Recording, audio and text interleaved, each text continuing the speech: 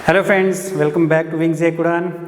दोस्तों माफ़ी चाहूँगा सबसे पहले कि जितने भी मेरे मुस्लिम फ्रेंड्स हैं उनका जो बड़ा ही पाक महीना रमज़ान है उसकी मैं मुबारकबाद नहीं दे पाया। मेरे दिमाग से कहीं ना कहीं वो स्किप हो गई, तो आज मैं उन सबको अपनी तरफ से मुबारकबाद देता हूँ इस पाक महीने की। ऊपर वाला आपको ज़िंदगी के हर इम्तहान में सफल करे।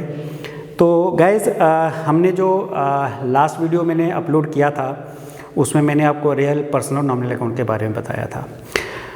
आज मैं नया टॉपिक लेके आया हूँ, जनरल एंट्रीज़। लेकिन इसको शुरू करने से पहले कुछ क्वेरीज़ थी कमेंट सेक्शन में मैंने देखी थी, तो मैं ज़रा उन पे बता दूँ, उस पर भी आपको क्लियर कर दूँ।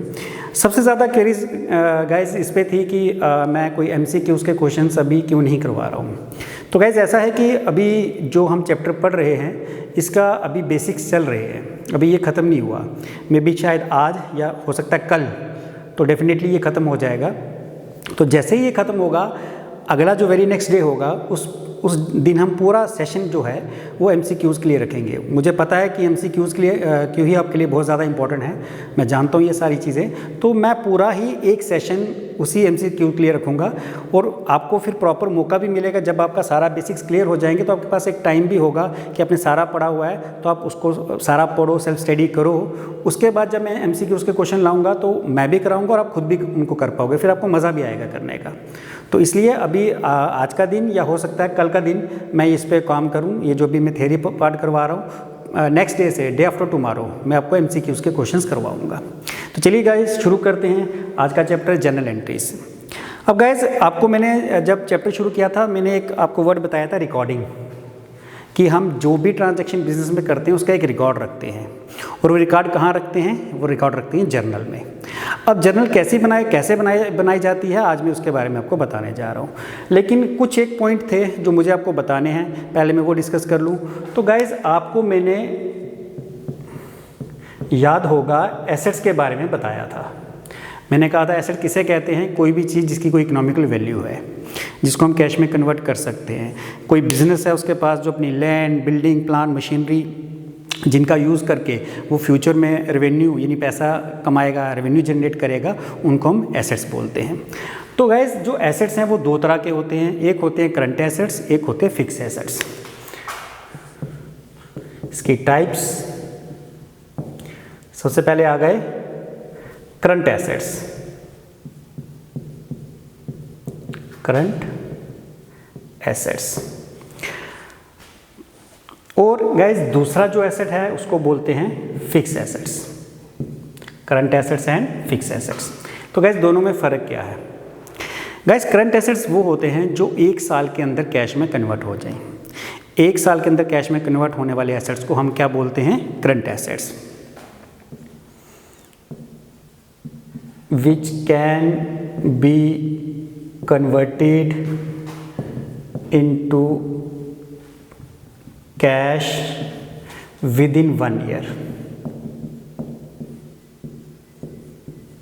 एक साल के अंदर जो कैश में कन्वर्ट हो जाएं वो करंट एसेट्स हैं। जैसे कि एग्जाम्पल क्या क्या है? जैसे स्टॉक, जैसे debtors, cash in hand, cash at bank. और भी हैं बट मोटे तौर पे मैं सब डिटेल में नहीं जाऊंगा।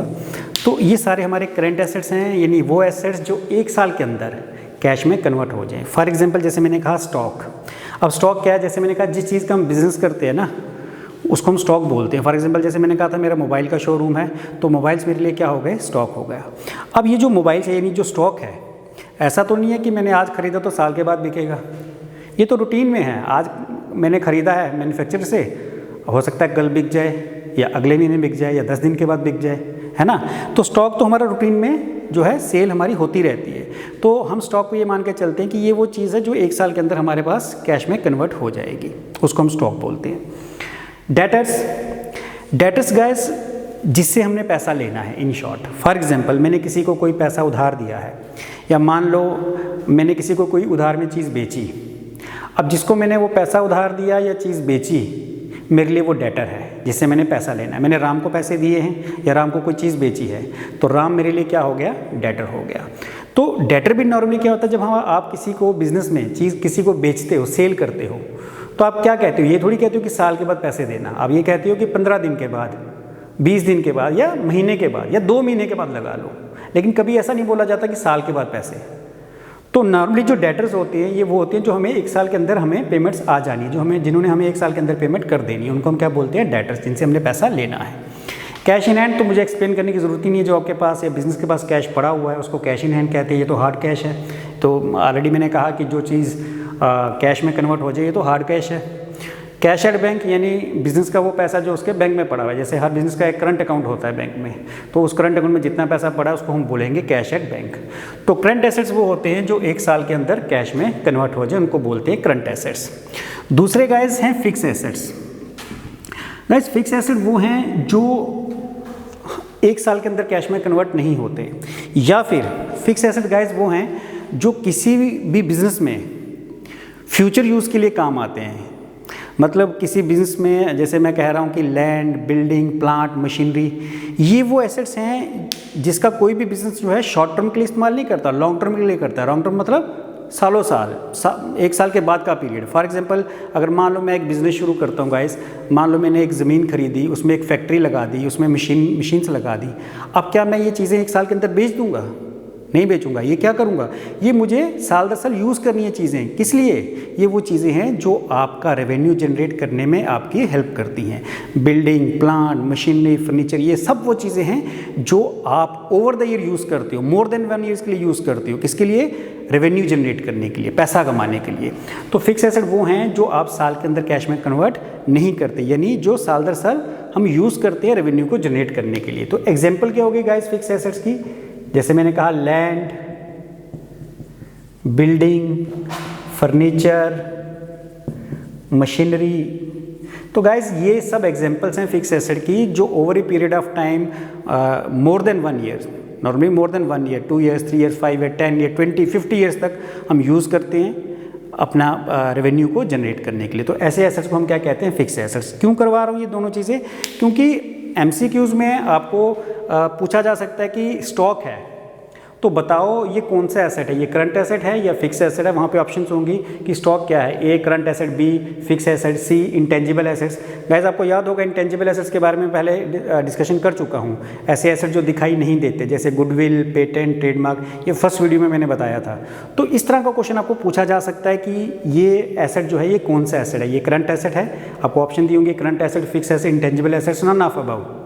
तो आपको जब पता होगा कि हाँ स्टॉक है तो करंट एसेट में आता तो आप उसको टिक करोगे, इसलिए मैंने ये चीज़ आपको करवाई है। तो चलिए गाइस एसेट्स की बात हो गई, अब बात करते हैं लाइबिलिटीज़ की। जैसे एसेट्स 2 तरह के वैसे ही लाइबिलिटीज़ भी 2 तरह की।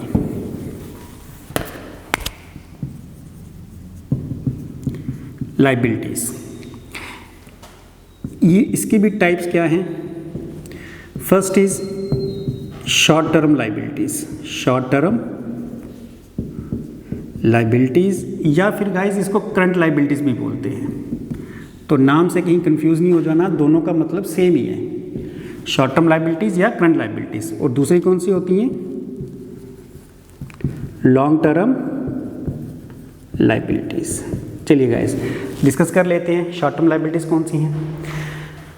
तो दोस्तों शॉर्ट टर्म लाइबिलिटीज़ वो होती हैं, ऐसा लाइबिलिटीज़ सबसे पहले मैंने आपको बताया था किसे कहते हैं? कर्ज, कोई लोन, कोई आपकी देनदारी, आपने किसी से पैसा लिया है, चाहे बैंक से लिया है या किसी से उधार में कोई चीज़ खरीदी है, तो वो जो पैसा आपको वापस चुकाना है फ्यूचर में उसको हम क्या बोलते हैं? लाइबिलिटी।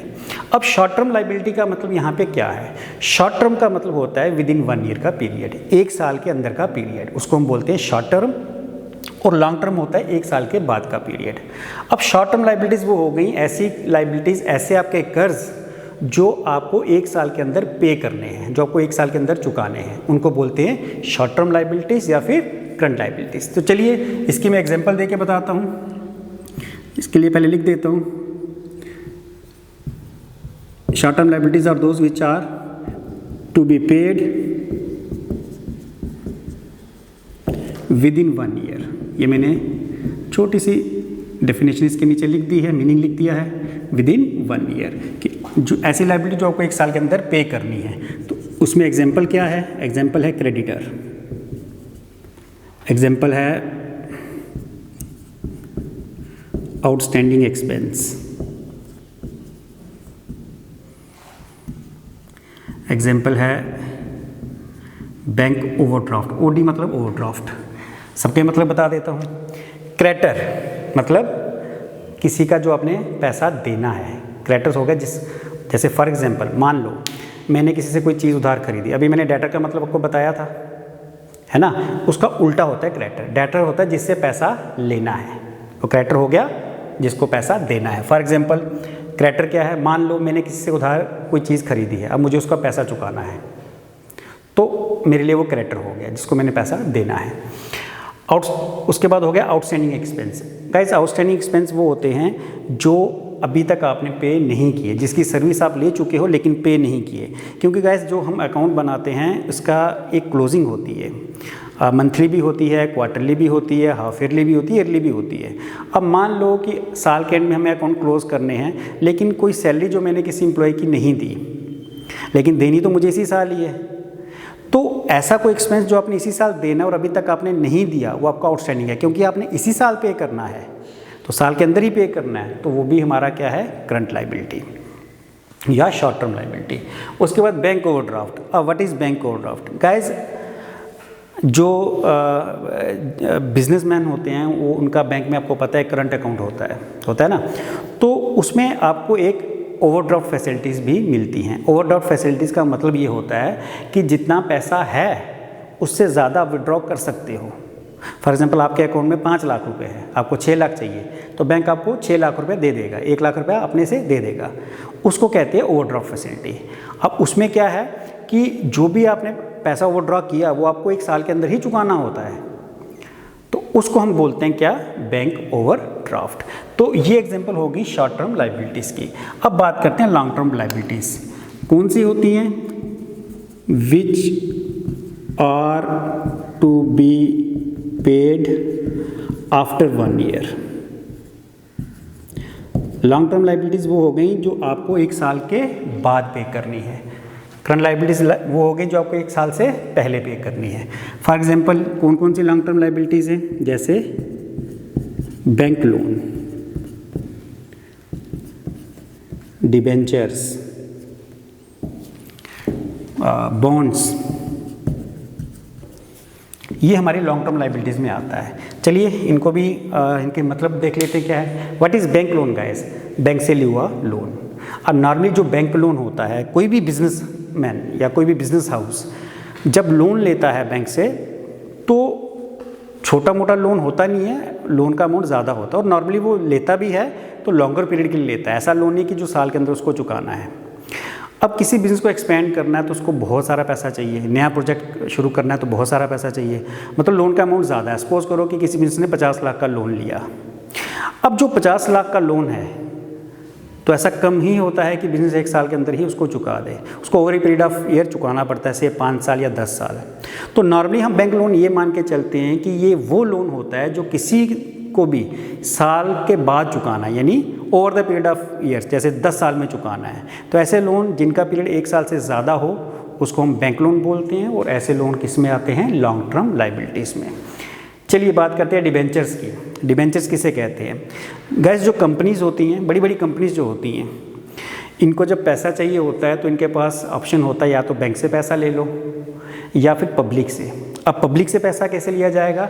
ये बड़ी बड़ी कंपनीज़ क्या करती हैं? पब्लिक को डिबेंचर इशू करती हैं। एक डॉक्यूमेंट होता है इसका, इसके बारे में पूरा टॉपिक है, फिर कभी मैं आपको बताऊंगा जब आपके सिलेबस में आएगा। तो एक तरह का कंपनी कर्ज लेती हैं पब्लिक से, बदले में पब्लिक को क्या मिलता है? पब्लिक को इंटरेस्ट मिलता है। उस डिबेंचर पे लिखा होता है कि उस पर कितना इंटरेस्ट है। अगर मान लो कंपनी ने लिखा है कि इस डिबेंचर पे आपको 10% इंटरेस्ट मिलने वाला है, इट मीन्स जिन्होंने वो डिबेंचर्स खरीदे हैं, जैसे सपोज मैंने किसी कंपनी के डिबेंचर खरीदे तो मुझे हर साल 10% इंटरेस्ट आएगा जितने के मैंने डिबेंचर्स खरीदे होंगे। बॉन्ड्स ये भी सेम ही है, लेकिन बॉन्ड्स में ये होता है कि इसमें बहुत बड़ी बड़ी फाइनेंशियल इंस्टीट्यूशंस या बड़ी बड़ी कंपनीज जो होती हैं वो पब्लिक को बॉन्ड्स इशू करती हैं।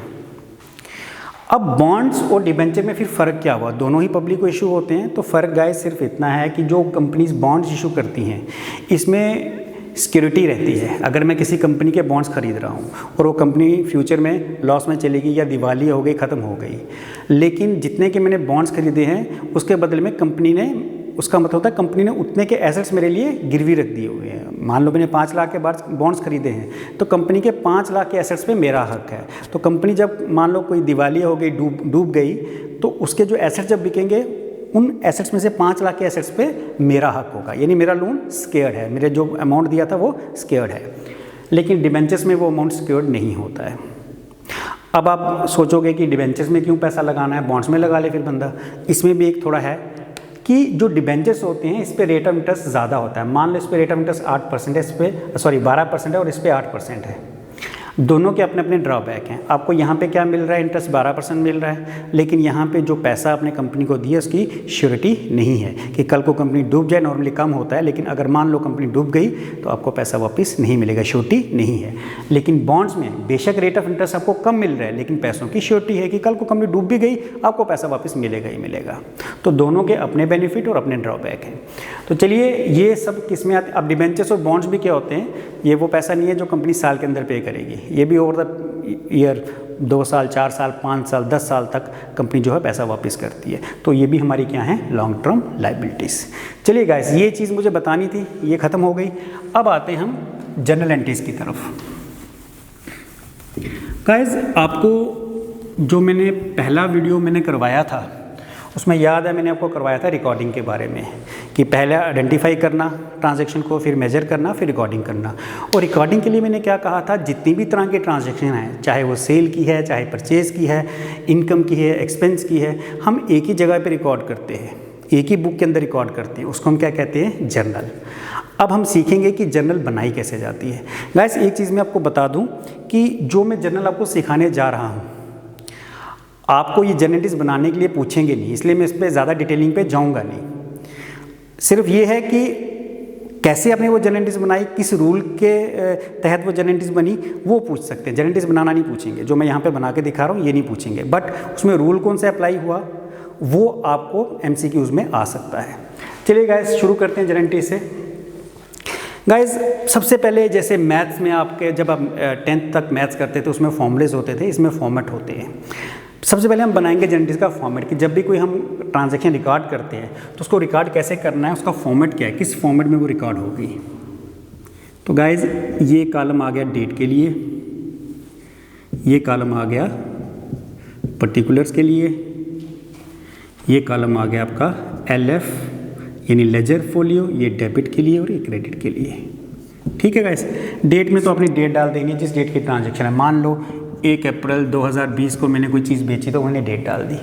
पर्टिकुलर्स में जो चीज़ खरीदी गई, बेची गई, जो भी ट्रांजैक्शन हुई उसकी डिटेल डालनी है। डालने का तरीका बता रहा हूँ, जैसे मान लो लिखने का तरीका, फर्नीचर अकाउंट डेबिट, एक अमाउंट आपने डेबिट में लिखना है, सपोज 5000, टू थोड़ी स्पेस छोड़ के टू कैश अकाउंट, एक अमाउंट आपने क्रेडिट में लिखना है 5000।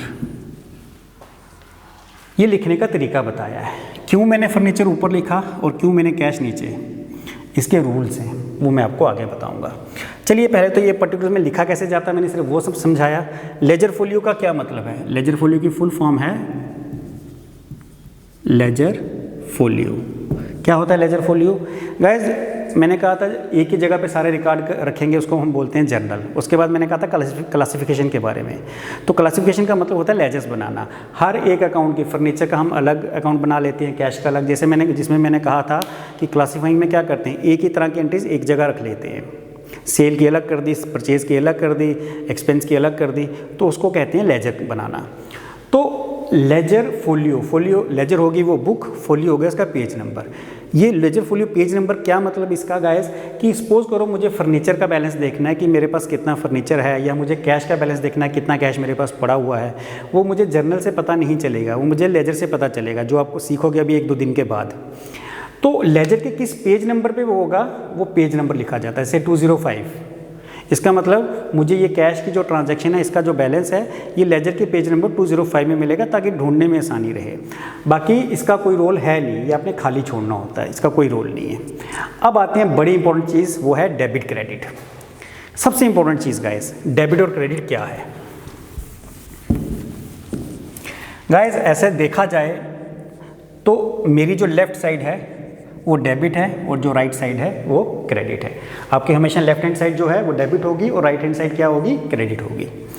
अब इसका मतलब क्या है डेबिट क्रेडिट का। देखिए गाइस, मैथ्स में आप कोई चीज़ प्लस करते हो और माइनस करते हो तो आप क्या साइन लगाते हो। प्लस के लिए आप कौन सा साइन लगाते हो, ये, और माइनस के लिए क्या लगाते हो, ये। सेम डेबिट क्रेडिट का यहाँ पे है, प्लस माइनस। डेबिट का मतलब प्लस, क्रेडिट का मतलब माइनस। डेबिट का क्या मतलब बताया मैंने, प्लस। क्रेडिट का क्या मतलब बताया, माइनस। कुछ चीज़ों के लिए, हर चीज़ के लिए नहीं प्लस माइनस, कुछ चीज़ों के लिए डेबिट प्लस है और क्रेडिट माइनस है, और कुछ चीज़ों के लिए क्रेडिट प्लस है और डेबिट माइनस है। अब आप कंफ्यूज हो कि ये क्या है प्लस माइनस, तो मैं आपको क्लियर करता हूँ। सबसे पहले हम गाइस सिर्फ पहले वाले की बात करते हैं कि प्लस माइनस क्या है। देखिए गाइस, इसको मैं थोड़ा सा यहाँ से हटा देता हूँ, यहाँ लिख देता हूँ डेबिट और क्रेडिट। डेबिट का मतलब क्या है, प्लस। क्रेडिट का मतलब माइनस। प्लस माइनस का मतलब हो गया, जब भी कोई ट्रांजैक्शन होती है, ट्रांजैक्शन का मतलब मैंने क्या बताया था, लेन देन। लेन देन जब भी होगा तो एक चीज़ प्लस एक चीज़ माइनस होगी ही, या एक चीज़ प्लस हो सकता है दूसरी ना भी माइनस हो, लेकिन एक चीज़ बढ़ेगी या कम होगी। मैं आपको एक एग्जांपल देके बताता हूँ। आपने फर्नीचर ख़रीदा, मैं एग्जांपल दे रहा हूँ कि आपने क्या किया, फर्नीचर परचेज्ड फॉर कैश, आपने 5,000 रुपये में फर्नीचर खरीदा। अब जब आप कोई चीज़ खरीद रहे हो, प्लस क्या होगा, मतलब बढ़ेगा क्या, क्या खरीदा आपने, फर्नीचर, फर्नीचर बढ़ेगा, वो डेबिट में आएगा। और कम क्या होगा गाइस, जब आप फर्नीचर खरीद रहे हो तो आपसे कैश कम हो जाएगा ना। मान लो आपके पास 20,000 कैश था, 5,000 का फर्नीचर खरीद लिया, तो आपका कैश क्या हो गया, 20 से कितना हो गया, 15 हो गया।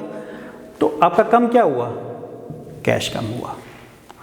आपको जो एग्ज़ाम में, वैसे तो ये जनरेटिव नहीं आएंगी, लेकिन मान लो इस तरह से आपकी एक ट्रांजैक्शन होगी, परचेज फर्नीचर फॉर कैश, कहेगा जनरेटिव बना के दिखाओ। हमें सिर्फ देखना है कि जो चीज़ बढ़ी, जो चीज़ इंक्रीज़ हुई वो हमें ऊपर लिखनी है, और जो चीज़ हमसे डिक्रीज़ हुई, कम हुई, वो नीचे लिखनी है। अब आपने फर्नीचर खरीदा, फर्नीचर इंक्रीज़ हुआ, तो इंक्रीज़ हुआ मतलब प्लस, आपने ऊपर लिखा। आपसे क्या गया, कैश, कैश मतलब डिक्रीज़ हुआ, तो आपने कहाँ लिखा, नीचे। एक तरीका इसका ये है।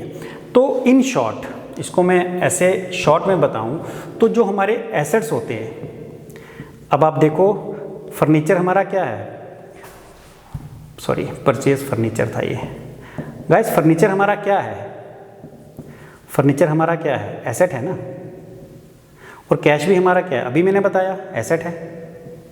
तो गाइस एसेट के लिए सिंपल डेबिट क्रेडिट का रूल क्या है कि एसेट जब भी प्लस होंगे यानी बढ़ेंगे, जब भी बढ़ेंगे तो प्लस यानी डेबिट में लिखना है, और एसेट जब कम होंगे,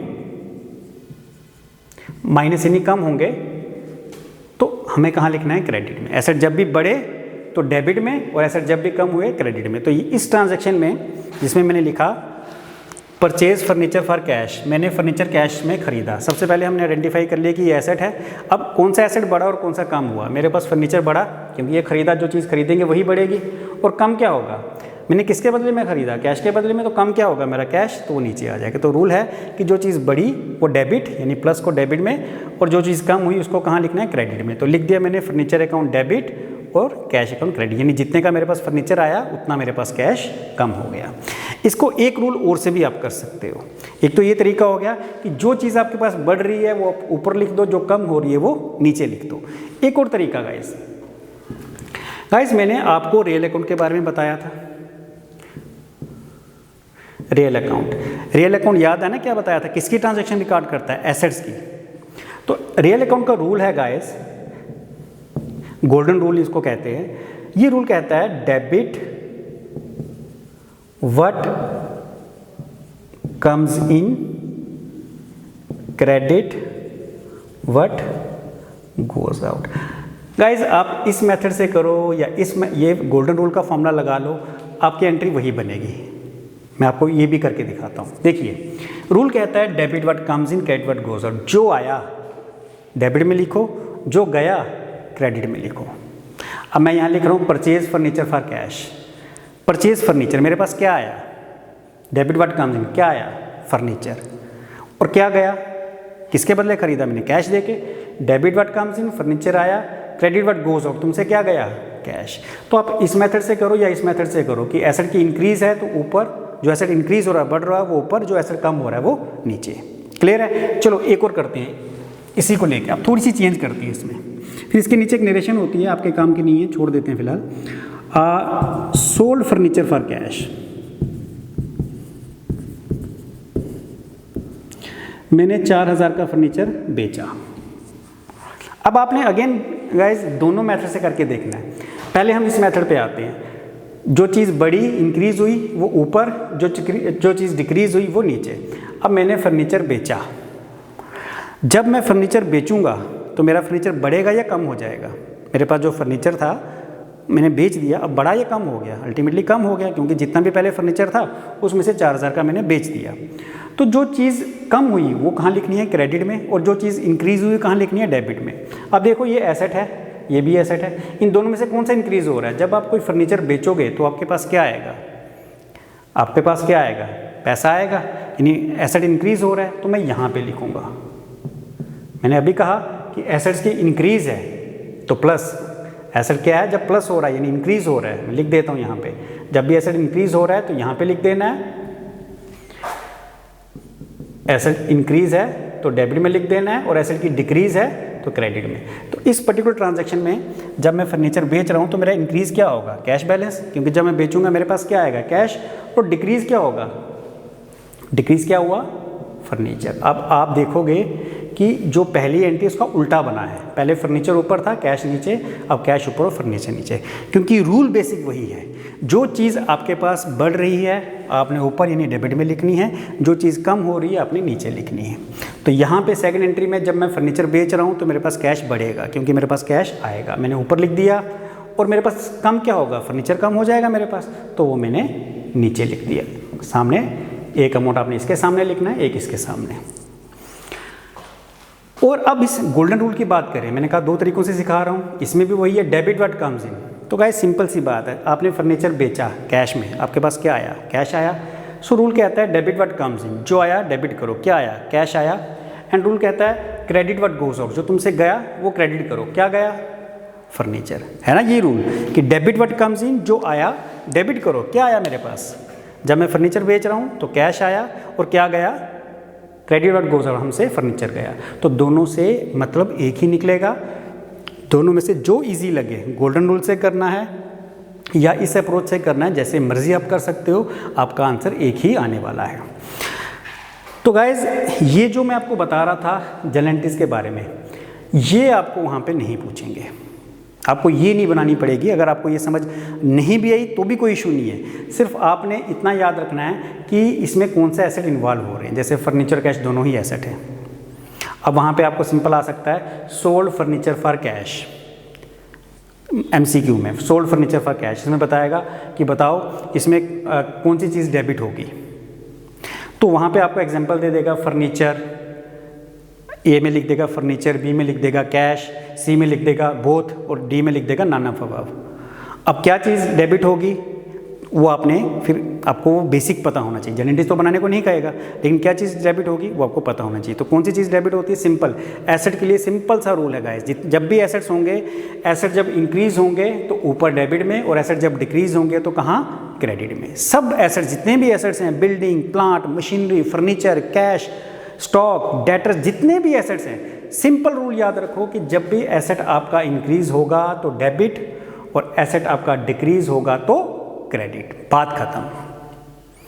तो गाइज आज मैंने करवाया आपको रियल अकाउंट के बारे में, कल मैं आपको बताऊंगा नेक्स्ट वीडियो में पर्सनल और नॉमिनल के बारे में। कल मैं ये जो चैप्टर है इसको ख़त्म करूंगा, और डे आफ्टर टुमारो तैयारी कर लो आप पूरी, मतलब परसों, कल छोड़ के कल तो मैं ख़त्म करूंगा, परसों मैं MCQ के क्वेश्चन लेके आ रहा हूँ, और बोर्ड पे लिखे हुए क्वेश्चंस तो आप देखना, मैं सॉल्व करवाऊंगा, उसमें से देखना आपको कितने आते हैं और कितने आपको नहीं आते। जो नहीं आते वही चीज़ आपने पढ़नी है, उसी पे आपने ज़्यादा फोकस करना है। तो आज के लिए मैं यहीं पे छोड़ रहा हूँ। गाइस, मेरा एक खुद का भी चैनल है जिसका अभी मेरी लेफ़्ट साइड में पॉपअप होगा KCJ करके, किरणस कॉमर्स जोन। तो गाइस, अगर आपके नेबर में या आपके भाई बहन 11th 12th कॉमर्स उन्होंने आप किया हुआ है तो वो मेरा चैनल सब्सक्राइब कर लें। उसमें मैं 11th 12th दोनों ही पढ़ा रहा हूँ, तो उनको वहाँ से भी काफ़ी हेल्प हो जाएगी। तो गाइस, आज के लिए